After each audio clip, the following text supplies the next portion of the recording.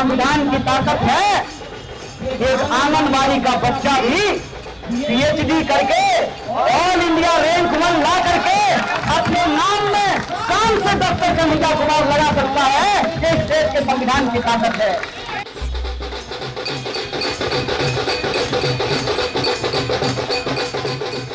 नमस्कार, मैं रवीश कुमार। दिल्ली में कन्हैया आ गया। कन्हैया ने कहा कि वो डॉक्टर कन्हैया है। दिल्ली की चुनावी राजनीति में इस तरह कन्हैया की धमाकेदार एंट्री हो गई है। उत्तर पूर्वी दिल्ली से नामांकन हो गया। हम आज के वीडियो में कन्हैया के नामांकन और भाषण पर बात करेंगे, लेकिन उससे पहले आप सभी का आभार। आप दर्शकों के प्यार से हम आज 1 करोड़ हो गए, 10 मिलियन। रवीश कुमार ऑफिशियल के सब्सक्राइबर्स की संख्या 1 करोड़ हो गई। हम अपनी इस यात्रा पर अलग से वीडियो बनाएंगे, उसका इंतजार कीजिएगा। लेकिन इस हासिल के हिस्सेदार आप ही हैं। हम आप सभी को पूरे मन से याद कर रहे हैं। आपका आभार। इधर हम 1 करोड़ हुए, उधर कन्हैया आ गया। यह वही शहर है जहां जेएनयू से पीएचडी कर रहे छात्र कन्हैया को घेर लिया गया था। गोदी मीडिया के तमाम एंकर जी जान लगाकर कन्हैया को देशद्रोही साबित करने लग गए। बस इतना ही बाकी रह गया कि उनकी इच्छा के मुताबिक उसे फांसी नहीं दी गई। जिस किसी को 2016 की फरवरी के दिन और रात याद है, वही समझ सकता है कि उस रात कन्हैया ने उन्हें कितनी उम्मीद दी। गोदी मीडिया आजादी गैंग कहता रहा। कन्हैया ने उस आजादी के मायने का कितना बड़ा विस्तार कर दिया।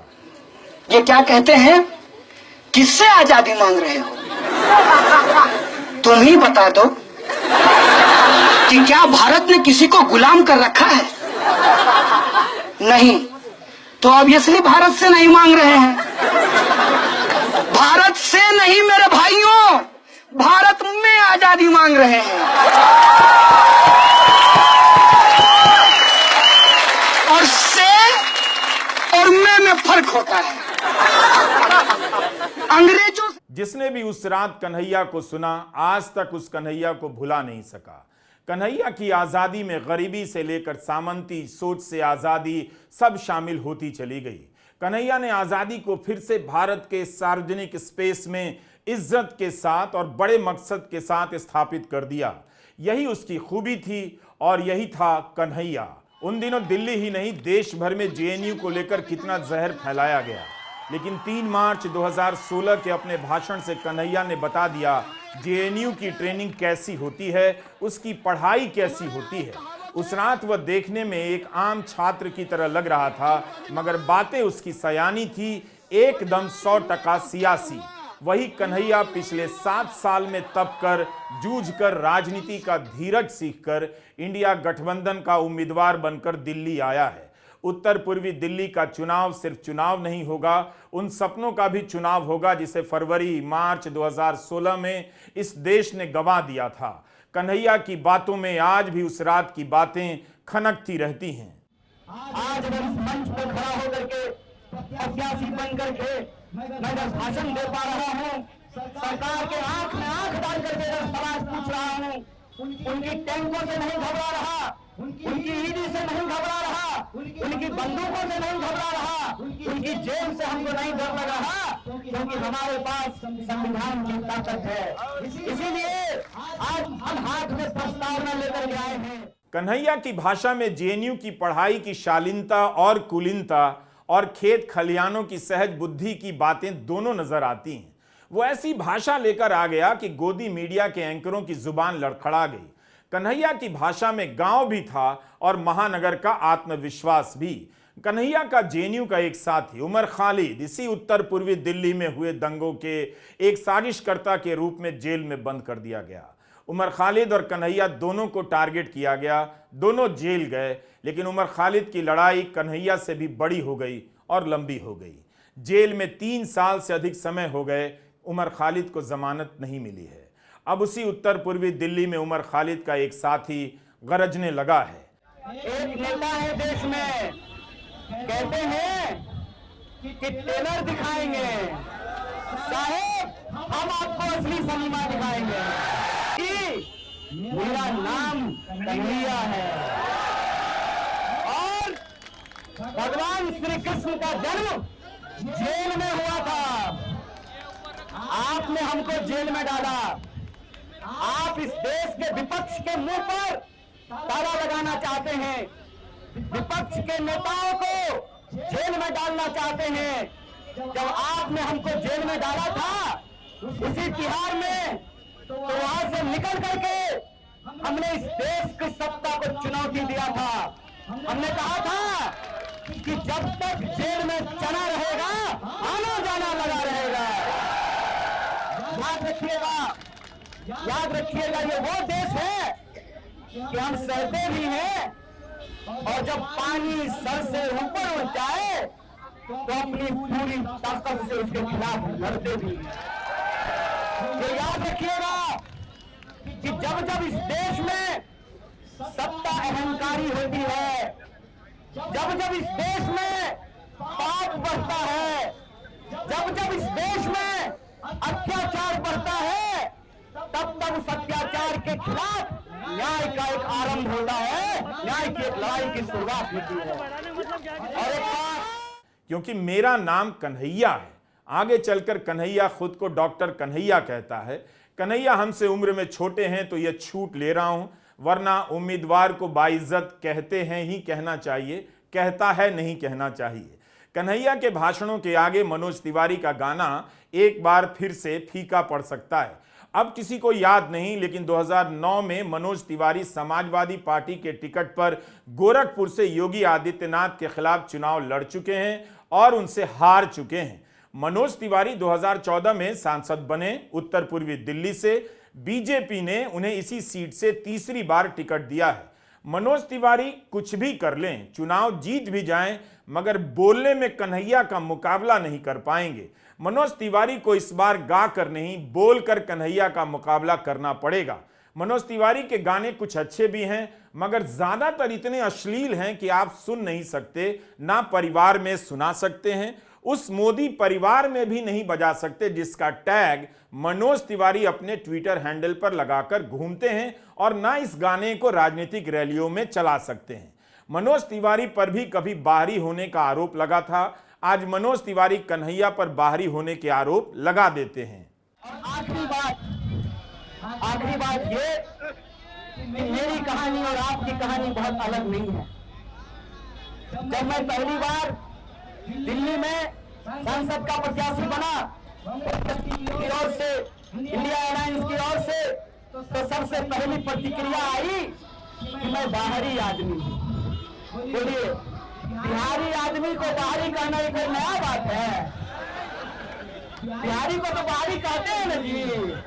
लेकिन याद रखिएगा कि बिहारी जिसको आप बाहरी कहते हैं, वो अगर आता नहीं तो आपका रोड नहीं साफ हो पाता, आप टेम्पो पे नहीं चढ़ पाते, आपकी सड़कें नहीं बनती, आपका बिल्डिंग नहीं बनता।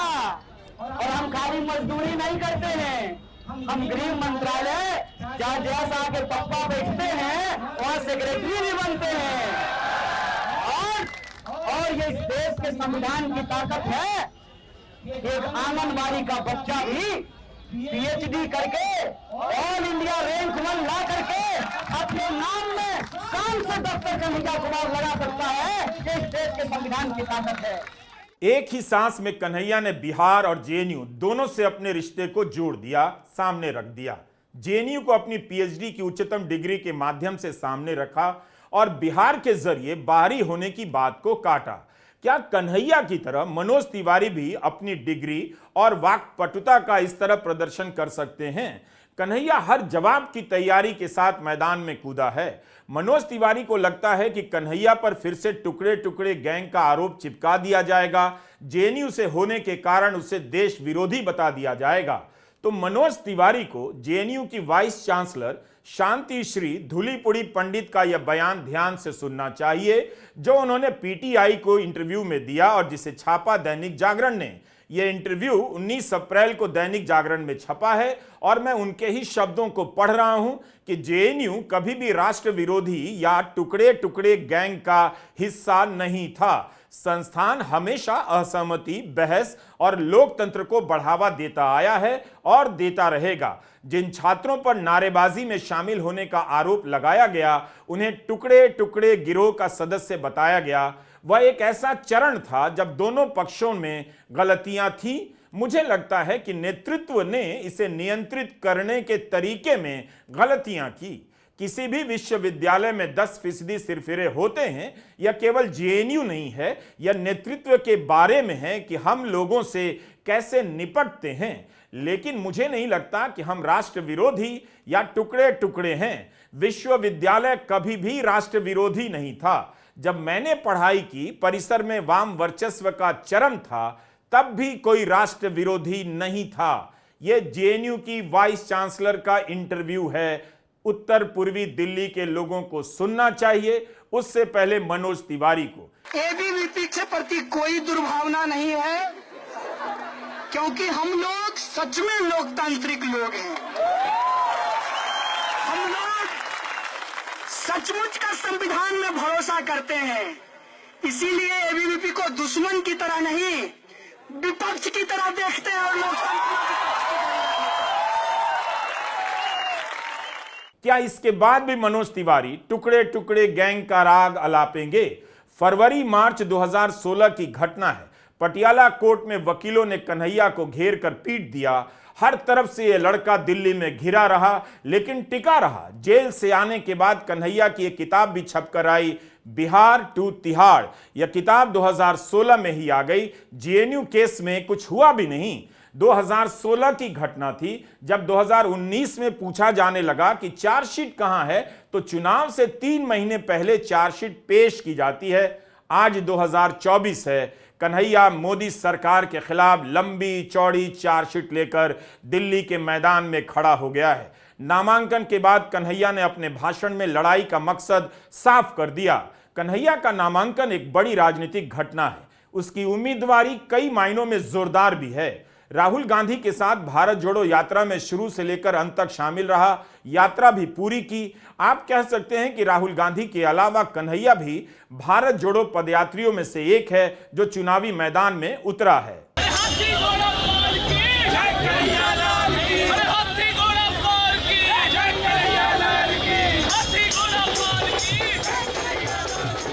हाथी घोड़ा पाल की, जय कन्हैया लाल की। कन्हैया आज जब अपना पर्चा भरने गया तो लोगों ने कंधे पर उठा लिया।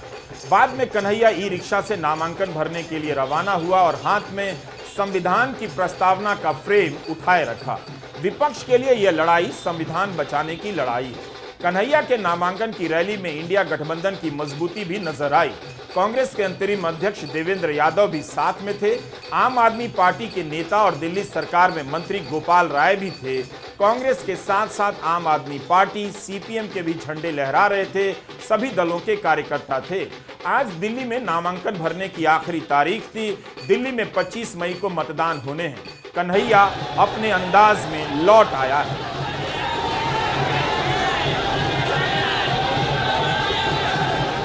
ये बात मैं इसलिए कह रहा हूं कि आप सोचिए, दिल्ली में 7 सीट है, 6 सीट पे टिकट काट दिया गया। साहब सिंह वर्मा जी का बेटा का टिकट काट दिया गया और सुषमा स्वराज जी की बेटी को टिकट दे दिया गया। आए परिवार का सवाल ये है कि क्या वो 6 सांसद काम नहीं करते थे? अगर काम नहीं करते थे तो उनका टिकट काटा गया, तो इस क्षेत्र के जो सांसद हैं उनको क्यों टिकट दे दिया गया है? इस पर जरा आप लोग विचार कीजिएगा। और वो विपक्ष को गाली देते हैं, प्रधानमंत्री जी के नाम से वोट मांगते हैं, लेकिन ये नहीं बता पाते हैं कि 10 साल में उन्होंने नॉर्थ ईस्ट दिल्ली की जनता के लिए क्या किया है। आजकल मीडिया वाले लोग यहाँ खड़े हैं, मीडिया वाले कहते हैं कि 14,000 करोड़ का काम किया है। मीडिया में वो बोल रहे हैं। आप लोग बता दीजिए, माननीय सांसद जी का 14,000 करोड़ का काम दिखाई देता है? इसका क्या मतलब है? इसका क्या मतलब है? या तो सरकार ने 14,000 करोड़ रुपया दिया नहीं, या 14,000 करोड़ अगर रुपया दिया तो उसका हुआ क्या? उसका हुआ क्या? तो जब वोट मांगने आएंगे तो माननीय सांसद से पूछिएगा, सांसद जी बताइए 14,000 करोड़ में कितना जीरो होता है? क्योंकि 10 साल में तो आपने सिर्फ जीरो ही दिया है। 12 फरवरी 2016 को कन्हैया गिरफ्तार किया गया, 2 मार्च 2016 को जमानत मिली और 3 मार्च को कन्हैया जेएनयू में भाषण देता है। उस रात कन्हैया ने क्या शानदार भाषण दिया। जिस दौर में विरोधी दल के नेताओं के पास मोदी और शाह को घेरने की भाषा नहीं बची थी, उनकी जुबान लड़खड़ा जाया करती थी, उस रात कन्हैया ने जेएनयू में उस भाषा की बुनियाद रख दी और उस हिम्मत की भी। तय कर दिया कि कैसे बोलना है और मुकाबला साफ साफ करना है। यही वो भाषण था जिसने कन्हैया को हताश लोगों का कन्हैया बना दिया। राजनीति पर धर्म इस तरह हावी हुआ कि लगा कि अब इस धर्म की राजनीति का जवाब किसी के पास नहीं, मगर कन्हैया ने तभी इसकी काट खोज ली थी। आज नामांकन के बाद उसे और धार दे दी। और एक बात मैं आप सबसे कहना चाहता हूं कि धर्म का क्या मतलब होता है? धर्म का मतलब होता है निर्बल को शक्ति देना। धर्म का मतलब होता है सत्य के साथ खड़ा होना। कृष्ण जेल में पैदा हुए, चाहते तो सत्ता की तानाशाही के सामने झुक करके मामा कंस के दरबार में अपने लिए एक सीट पक्की कर लेते।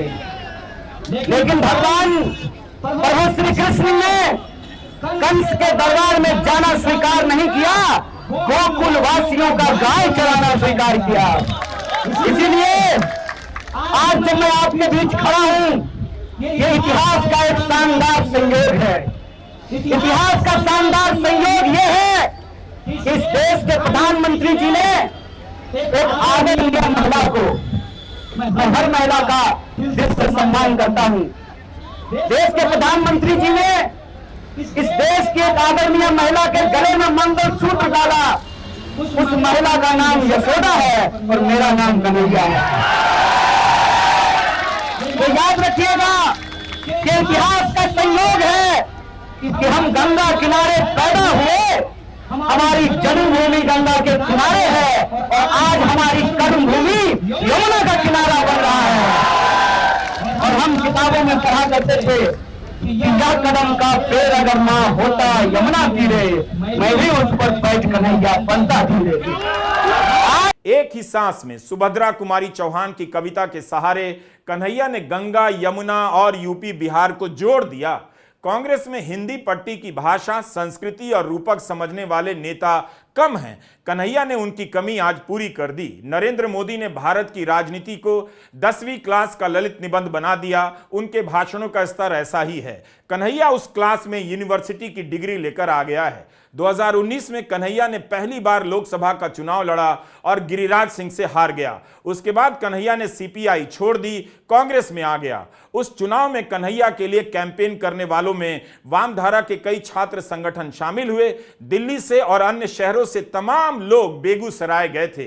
क्या इस बार उत्तर पूर्वी दिल्ली में कन्हैया के पुराने समर्थक फिर से जुटेंगे और उसकी लड़ाई को मजबूत बनाएंगे? अभी कन्हैया के तेवर वही हैं, जेएनयू वाले, लेकिन राजनीति की समझदारी उसमें आ गई है। उसके समर्थकों की संरचना भी बदल गई है।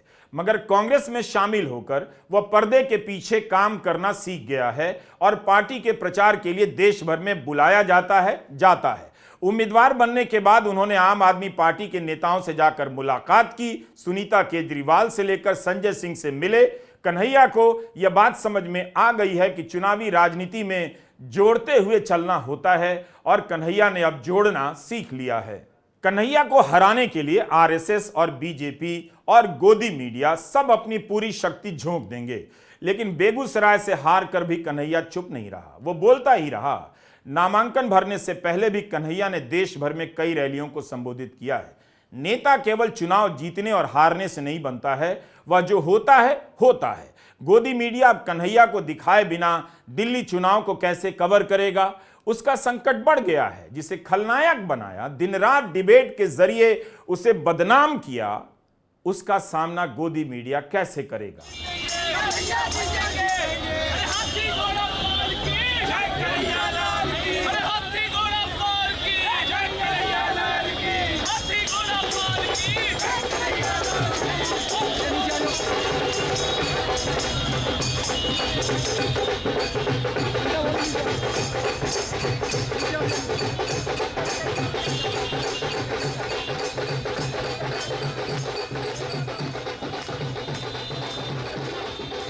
उत्तर पूर्वी दिल्ली की बड़ी प्रवासी आबादी में उत्तर भारत के तबाह होते देहातों, कस्बों और गांवों की कहानियां छिपी हैं। ये वो लोग हैं जिन्हें अपने गांव, कस्बे में जिंदा रहने लायक, सम्मान के साथ जिंदगी बसर करने लायक काम मिला होता तो ये शायद मजदूरी करने, रिक्शा चलाने, सफाई करने जैसे कामों में खुद को खत्म करने के लिए दिल्ली नहीं आते।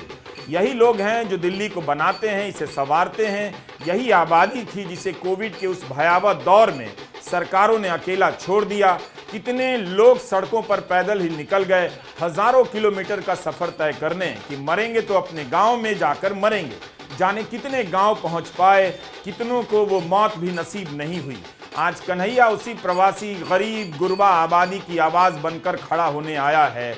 उसका ई रिक्शा पर बैठकर नामांकन करते जाना सिर्फ प्रतीक भर नहीं, यह अपने आप को उस प्रवासी मजदूर, मेहनत कश से जोड़ना है जिसे यह शहर हमेशा आउटसाइडर बताता रहा है।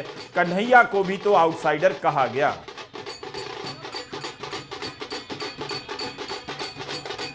लेकिन मैं समझता हूं कि जो मौजूदा शाह और तानाशाह हैं, ये सिर्फ आपसे वोट नहीं चाहते हैं, ये चाहते हैं कि दोबारा आपके ऊपर अंग्रेजों की गुलामी थोप दी जाए। ये चाहते हैं कि इस देश में जो संविधान बना, बापू ने जिसके लिए खून बहाया, बापू ने अपनी जान गंवाई। शहीद बापू कहा करते थे, रघुपति राघव राजा राम, पतित पावन सीताराम, ईश्वर अल्लाह तेरो नाम, सबको सन्मति दे। बापू के इस देश में जब डॉक्टर बाबा साहब भीमराव अम्बेडकर ने कहा कि संविधान की व्यवस्था में चाहे हेलीकॉप्टर पर उड़ने वाला इंसान हो या जूता सुनने वाला इंसान हो, सबका वोट बराबर होगा।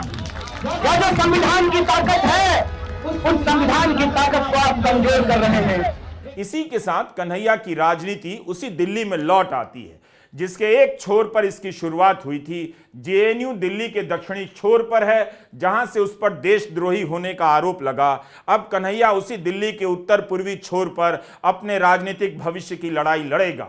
दिल्ली केजरीवाल के बाहर आने का इंतजार कर रही है। फिलहाल कन्हैया दिल्ली में आ गया है। नमस्कार, मैं रवीश कुमार।